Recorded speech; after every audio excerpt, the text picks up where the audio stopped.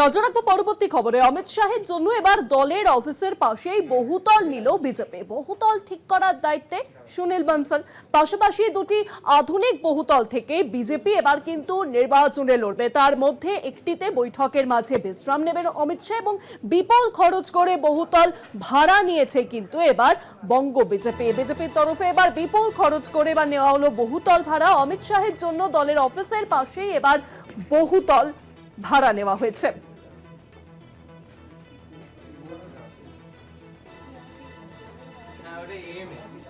আরো জানাবেন এই বিষয়ে নিউজরুম থেকে সরাসরি রয়েছেন আমাদের বিশেষ প্রতিনিধি অঞ্জন রায়। অঞ্জনদা, যেমনটা আমরা আগেও খবর করেছিলাম যে সামনেই যেহেতু 26-এর নির্বাচন এবং সেই নির্বাচনে অমিত শাহ, নরেন্দ্র মোদী বারংবার তারা কিন্তু আসবেন, তার জন্যই কি এবার বহুতল ভাড়া নেওয়ার যে প্রক্রিয়ার কথা আগে উঠেছিল সেই ভাড়া এবার কি নেওয়া হয়ে গেল?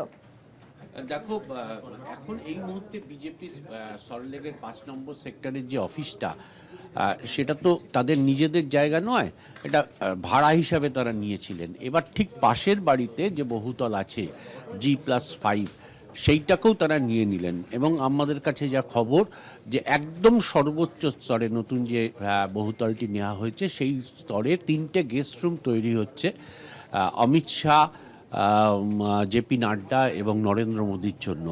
এবং সেখানে তারা যে কথাবার্তা বলবে সেই কারণে সাউন্ড প্রুফ ওয়াল ব্যবহার করার হচ্ছে।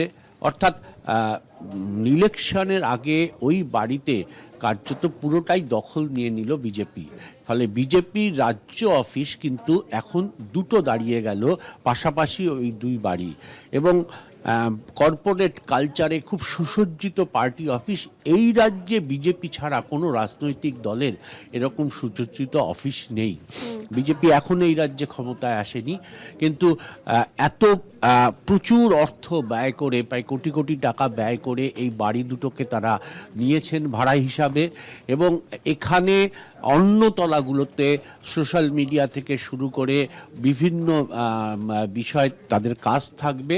এবং যে বেসরকারি সংস্থাগুলো বিজেপির হয়ে সমীক্ষা করছেন এই রাজ্যে, তাদের জন্যও একটা পোর্শন ছাড়া হয়েছে বলে আমরা বিজেপি সূত্রে জানতে পারছি। অর্থাৎ শুধুমাত্র হোটেলে থাকা নয়, কারণ তিনি বিজেপির নেতা হিসাবে আসবেন, কেন্দ্রীয় স্বরাষ্ট্রমন্ত্রী হিসাবে আসবেন না।